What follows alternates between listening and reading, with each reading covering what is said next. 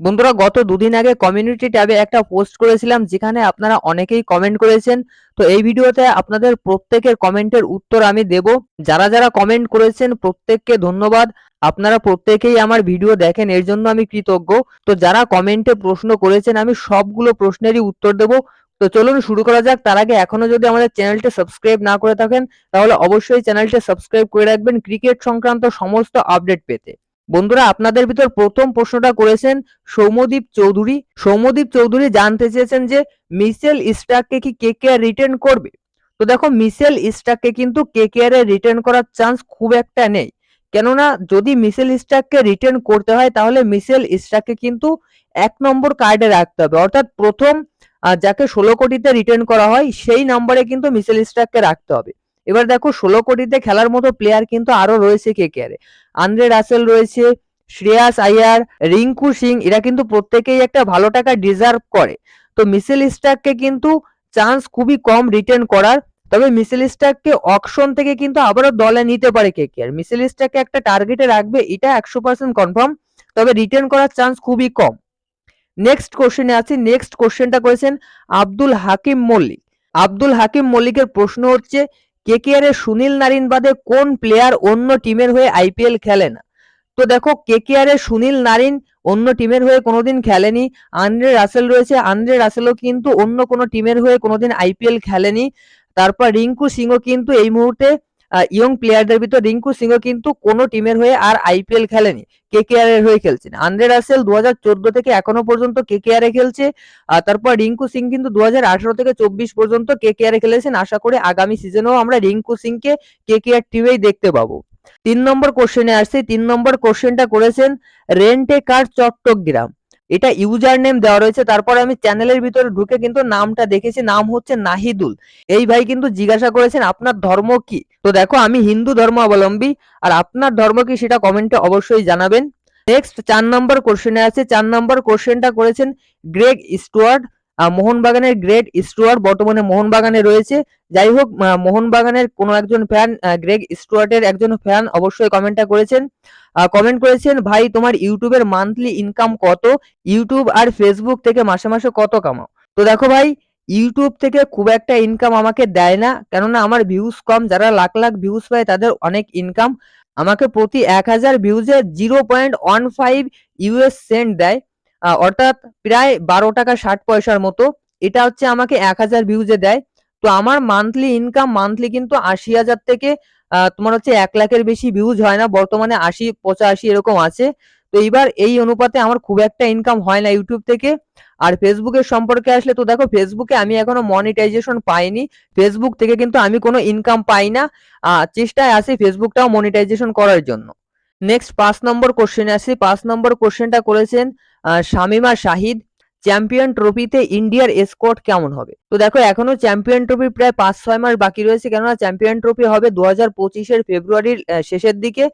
এখনো 100% শিওর বলা যাচ্ছে না স্কোয়াড কেমন হবে, তবে গেস করা যায়। যেমন ধরুন, আমার মনে হয় যেসব প্লেয়াররা স্কোয়াডে থাকবে তাদের ভিতর ১ নম্বরে রোহিত শর্মা, ২ নম্বরে শুভমান গিল, বিরাট কোহলি, শ্রেয়াস আইয়ার, ঋষভ পান্থ, কেএল রাহুল, অক্ষর প্যাটেল, জসপ্রীত বুমরাহ, হার্দিক পান্ডিয়া, মোহাম্মদ সিরাজ, মোহাম্মদ শামি, কুলদীপ যাদব, রবীন্দ্র জাদেজা, আর্শদীপ সিং এবং যশস্বী জয়সওয়াল।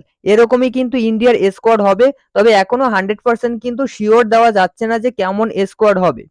তো যাই হোক, এরপর ৬ নম্বর কোশ্চেনে আসছি। ৬ নম্বর কোশ্চেনটা করেছেন লোনলি বয় রাহুল। লোনলি বয় রাহুল কোশ্চেন করেছেন শ্রেয়াস আয়ার ইজ মাই ফেভারিট প্লেয়ার, তোমার কোন প্লেয়ারটা ফেভারিট। তো দেখো, ক্রিকেটের প্রত্যেকটা প্লেয়ারকে আমার ভালো লাগে যারা ভালো খেলে, যারা দেশের হয়ে খেলে। যদি আমরা কলকাতা নাইট রাইডার্সের সম্পর্কে আসি, দেখো কলকাতা নাইট রাইডার্সে আমার অনেক ফেভারিট প্লেয়ার আছে, যেমন আন্দ্রে রাসেল, সুনীল নারিন, রিঙ্কু সিং, শ্রেয়াস আইয়ার, এরা প্রত্যেকেই আমার ফেভারিট প্লেয়ার। আর বর্তমানে একটা প্লেয়ার কিন্তু আমার মন কেড়েছে, সে হচ্ছে হর্ষিত রানা। কলকাতা নাইট রাইডার্সের গত সিজনে আমার সবথেকে ভালো লেগেছে হর্ষিত রানার পারফরমেন্স, এবং হর্ষিত রানা কিন্তু এই মুহূর্তে কলকাতা নাইট রাইডার্সে আমার ফেভারিট প্লেয়ার। নেক্সট কোশ্চেন করেছেন বাবু জমাদার। তিনি জানতে চেয়েছেন আপনি ফেস রিভিল করবেন কবে। তো দেখো, ফেস রিভিল আমি করব খুব তাড়াতাড়ি।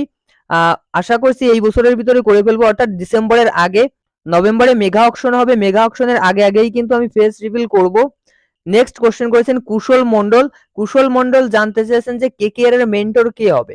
তো দেখো এই মুহূর্তে ৩-৪ জন কিন্তু লিস্টে রয়েছে কেকেআর এর শর্ট লিস্টে, যেমন জ্যাক কালিস আছেন, ইয়ন মর্গান, কুমার সাঙ্গাকারা, তারপর রিকি পন্টিং, এই 4 জন কিন্তু শর্ট লিস্টে রয়েছেন। এই 4 জনের ভিতর 2 জন কিন্তু কেকেআর এর দুটো পোস্ট দখল করবে। সেই দুটো পোস্ট হচ্ছে, একটা হচ্ছে মেন্টর আর একটা হচ্ছে অ্যাসিস্ট্যান্ট কোচ। তো আমার মনে হয় জ্যাক কালিসকেই কিন্তু মেন্টরের পদটা দেবে কেকেআর, যেহেতু জ্যাক কালিস এর আগেও কেকেআর এর সঙ্গে যুক্ত ছিল। কেকেআর কিন্তু জ্যাক কালিসকেই খুব সম্ভবত মেন্টরের পদটা দেবে এবং জ্যাক কালিসই মেন্টর হতে পারে আগামী সিজনে কলকাতা নাইট রাইডার্সের। নেক্সট কোশ্চেনে আসছি। নেক্সট কোশ্চেন আবারও করেছে সৌম্যদীপ চৌধুরী। উমরান মালিককে ইন্ডিয়া টিমে কেন খেলানো হচ্ছে না? তো দেখো ইন্ডিয়ান টিমে উমরান মালিককে খেলানো কেন হচ্ছে না, এর একটাই কারণ, সেটা হচ্ছে ইন্ডিয়ান টিমে কিন্তু এখন প্রচুর কম্পিটিশন শুরু হয়েছে। যেসব ফাস্ট বোলাররা, ইয়ং বোলাররা আইপিএল থেকে, ডোমেস্টিক ক্রিকেট থেকে খেলে আসছেন, তারা কিন্তু প্রত্যেকেই দুর্দান্ত বোলিং করছেন, যে কারণে উমরান মালিক কিন্তু সুযোগ পাচ্ছে না। উমরান মালিকের স্পিড খুবই আছে, পেস ভালো আছে, তবে লাইন এবং লেন্থটা কিন্তু উমরান মালিক ঠিকঠাক মতো দিতে পারছে না টিম ইন্ডিয়াকে। উমরান মালিকের পেস দিয়ে উমরান মালিক উইকেট নিচ্ছে, তবে লাইন এবং লেন্থ ঠিক না থাকার কারণে কিন্তু প্রচুর মারও খেয়ে যাচ্ছে, মানে প্রচুর রানও দিচ্ছে। এই কারণেই উমরান মালিক হয়তো ইন্ডিয়ান টিমে সুযোগ পাচ্ছে না। নেক্সট 10 নম্বরের কোশ্চেন এনবিএস স্পোর্টস করেছেন, কলকাতার মেন্টর পদে ইরফান পাঠান সব থেকে ভালো অপশন হতে পারে কি? তো দেখো ইরফান পাঠান, তারপর ইয়ন মর্গান, জ্যাক কালিস, এরা প্রত্যেকেই একটা ভালো অপশন হতে পারে। এছাড়াও ইরফান পাঠানও ভালো অপশন হতে পারে, কেননা ইরফান পাঠান কিন্তু নিজেই একটা ক্রিকেট একাডেমি চালায়। পাঠান একাডেমি নামে সার্চ করলেই পাবেন, ইরফান পাঠানের একটা ক্রিকেট একাডেমি আছে, সেখানে কিন্তু ইয়ং প্লেয়ারদেরকে ইরফান পাঠান ভালো গাইড করে। যেমন উমরান মালিকের কথা বললাম আগের কোশ্চেনেই, উমরান মালিককেও কিন্তু এই ইরফান পাঠানই গাইড করে এই পর্যন্ত নিয়ে এসেছেন। আসমিত দাস কোশ্চেন করেছেন রিঙ্কু সিংকে কি কেকেআর রিটেন করবে? আরো একটা কোশ্চেন আছে তার, কেকেআর এর কোচ কি রাহুল দ্রাবিড় হতে পারে? প্রথম কোশ্চেন হচ্ছে রিঙ্কু সিংকে কি কেকেআর রিটেন করবে? হ্যাঁ, অবশ্যই রিঙ্কু সিংকে রিটেন করবে, কেননা রিঙ্কু সিংকে ছাড়ার কোনো প্রশ্নই আসে না। রিঙ্কু সিং 55 লাখে কেকেআর এ খেলতে চেয়েছে। রিঙ্কু সিং এর মতো একজন লয়াল প্লেয়ার কিন্তু আমি আগে কখনো দেখিনি। তো রিঙ্কু সিংকে অবশ্যই কেকেআর রিটেন করবে। নেক্সট কোশ্চেন হচ্ছে কেকেআর এর কোচ কি রাহুল দ্রাবিড় হতে পারে? তো দেখো কেকেআর এর কোচ রাহুল দ্রাবিড় হতে পারবে না, কেননা রাহুল দ্রাবিড় ইতিমধ্যে কিন্তু রাজস্থান রয়্যালসের হেড কোচ হিসেবে জয়েন করে ফেলেছেন। সুতরাং রাহুল দ্রাবিড় কিন্তু আগামী সিজনে অন্তত কেকেআর এর কোচ হতে পারবে না। পরের সিজনে দেখা যাবে, অর্থাৎ 2026-এ আসলে আসতেও পারে, তবে 2025-এ কিন্তু রাহুল দ্রাবিড় রাজস্থান রয়্যালসের হেড কোচ হিসেবেই কাজ করবেন।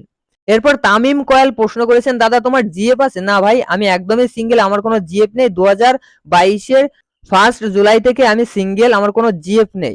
নেক্সট কোশ্চেন করেছে ফেস রিভিল করো।